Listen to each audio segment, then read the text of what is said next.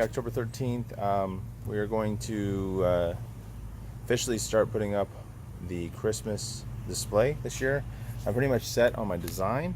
I've spent the last few weeks really trying to focus in. I'm going to be making the strongest attempt to use X lights this year, and I believe I've got pretty much everything set and ready to go. I'm not sure how much of any I will show of the actual X lights programming and setting up in this video, but it's a big learning curve for me. What we're working on today putting up is I've got all my Halloween decorations up and out. I've got some strobe lights in the bushes. I got my floodlights kind of staged, ready to go. But I'm actually putting up a 180-degree flat pixel Christmas tree this year. And it's going to go over here right behind me. The peak of the tree is going to be at the peak of the house there, and it's going to come down here into the bushes. The initial plan was for it to be on the roof, but I'm concerned with wind and having to build a 16, because it's going to be 16 feet tall, a structure that would be strong enough to hold it. And then how am I going to fasten it to the roof? So instead of all that headache, I'm going to use the house to kind of support it. I went ahead and went to Home Depot. I purchased a bunch of PVC pipe, and now I'm cutting it down to size, and then we're going to attach the pixels on it, and then we're going to you know what, we'll just show you what we do when we do it. So I'm going to get started. So what I did to make my markings is I butted the PVC all the way up to the house, and I came out and I marked. In this case, it's actually about 16 inches, 16 feet 3 inches, and I put a little mark on the driveway. And what I'm going to do is when I get all my PVC together, I'm just going to lay it here and mark it. This way I don't have to continue to fool around with the tape measure. So once I get all my PVC cut, then we're going to attach the pixels. Alright, so we got all 16 pieces of pipe cut down and measured to the length to match the length of the pixie strips. I've got them all laid out now. I've taken the top, or what I've designated to be the top, and I've actually drilled a hole through about 6 inches down from the top and put a rope through the middle. This will keep all these in line for the most part. Now, making a tree, and you have 16 pieces, keep in mind that when we spread out the bottom, it's actually going to adjust. It's going to, all these are going to be, they're going to be the same length, but they're going to be wider at the bottom, so the pixies aren't going to line up. So I'm going to try to figure out, it's the first time I've done this, so I'm try to figure out what's the best.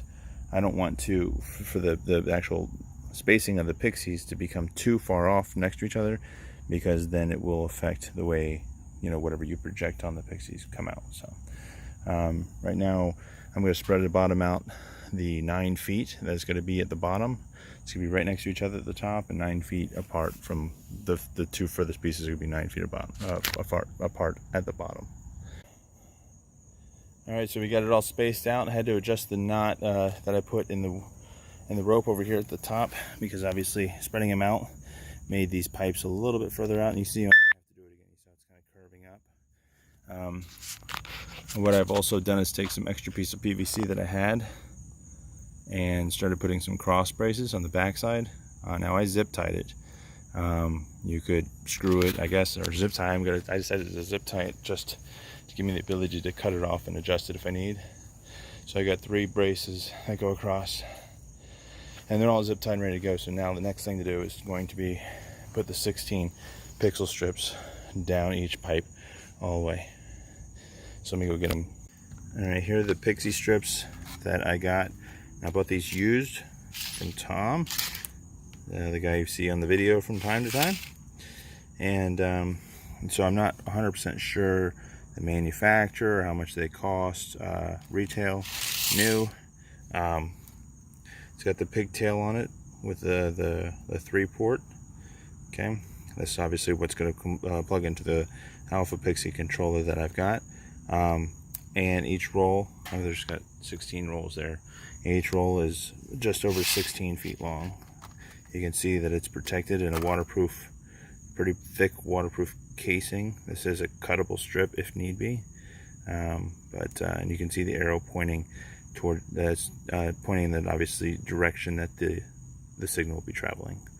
So I'm going to go ahead and zip these onto the PVC pipes so they're all facing out and straight, and this is probably going to take a little bit of time, so hopefully we'll cut back in once we get it all done. Alright, a little time later we got all the pixel strips fastened, zip tied all the way down on every single stripe. Now I have a hook up at the eave ready to hook this, so I'm going to tie a rope to the top and get up on the roof and pull it up and then hook it up, and then we'll attach the bottom where it needs to be. And we got it up. Now let's go ahead and hook it up, fire it up, see if we can get some test lights going on. Alright, so this is the Alpha Pixie controller that I'm using. It's an Alpha. Let's see if I can get in here and show you. It's a Holiday Coro, C-O-R-O, Alpha Pixie 16. It has 16 Pixie control channels. Alright, I'm still learning quite a bit about this, so I'm not an expert. This is the first time I've used this. Had a hard time getting this to be able to control or connect to the network. I will go into more detail on how I got this to connect to the network and able to be operated and controlled with X lights. But basically, what I had to do is see the Ethernet port right over here, connect that to my local area network, go into the settings using this display. Once it's powered up, it shows up. Assign either a static IP address or the dynamic. I'm using dynamic. And then once I had the IP address, I went into X lights and set up the controller with the IP address. And as long as my computer is on the same local area network as this box, it will communicate. So that's how I did that. So I'm going to go ahead and get this thing wired up and see if we can get this Pixie Tree up and running. Okay, so I got the Pixie plugged in with power. I've got the Ethernet connection. You can see the lights flickering there. It means it's communicating to the network. And right now, as I've got it set up, it's actually going through, and it'll tell you here in just a second the actual IP address of the device. In this case, it's 192.168.1.235. If you wanted to, let me actually turn on the light real quick. Hold on. So if we wanted to change that, or if we're setting it up for the first time, you have these buttons down here. You have, it's actually, you got M, S, plus, minus, and OK. All right. So if we wanted to reset this, we press and hold the M. System setup. We hit the S for select, and then DHSP is a dynamic HP. You can come and change that to no, and that'll make it static if you're using a static network. I'm doing a yes, so we're gonna hit OK. It says DHSP enabled. It's going to reset the controller and obtain the IP address automatically. I've heard, I don't have a lot of experience in this yet. Heard people say static is better. It's the way to go. I'm going to try dynamic. It seems easier. It automatically sets it up and gives me the information that it grabs from my local area network.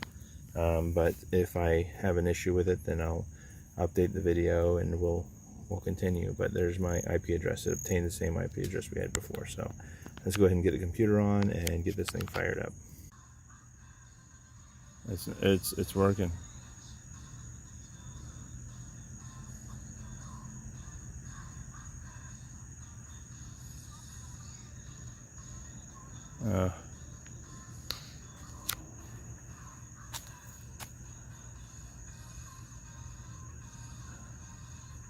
Oh my God, I have no idea. You have no idea how happy I am that this thing is actually working. I've been working for weeks on getting this thing programmed, assigned, and everything. It looks like it's a little too bright, so I might have to adjust some settings and see if I can figure out.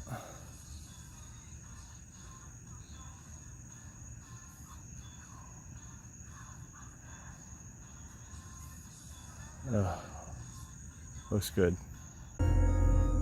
Well, I've been working all day on trying to get a lot of these lights up and running, and I didn't film any of it, so I do apologize for that.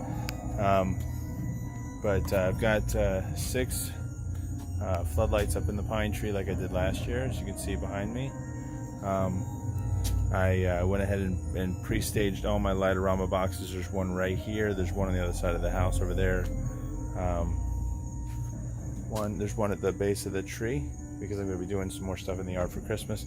And there's one back over here for this oak tree back here. I also was able to get my DMX lights right there mounted. And as you can see, the eave work is mounted too.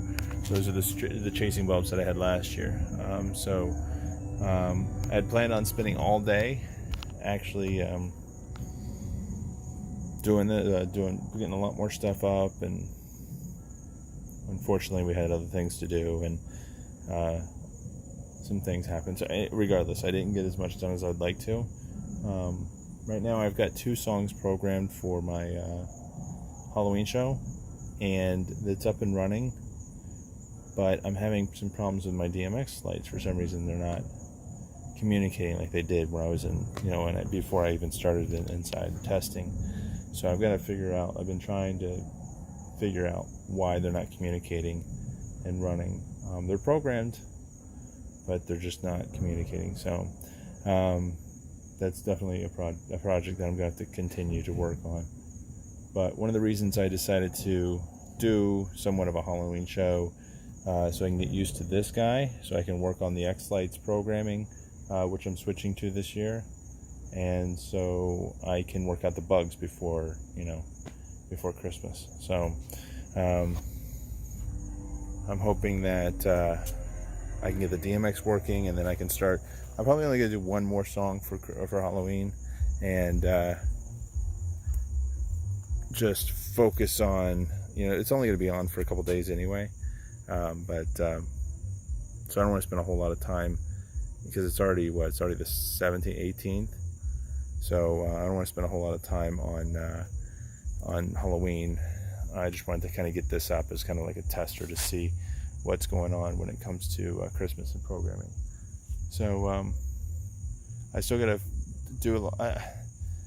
I still got a lot to do and a lot to learn when it comes to X-Lights, and I definitely want to put together a video kind of demonstrating how it took me a while to get all these boxes communicating and controlled through X-Lights. So I'm definitely going to put a video together for that, but it's not going to be a part of this video. So I'm trying to become more of a little bit of an expert, I guess, or get a little bit more information. So when I put together the video, it's a better video for you guys, and it makes more sense. So just wanted to use this. This is going to be the last clip of this video. There's obviously tons more going to be coming. I'm going to start getting start programming the lights and setting a definite display layout, because I have to start programming very soon. I'm going to reprogram everything since I'm using a new system. So anyway, make sure you like and subscribe, and more videos to come. Thanks for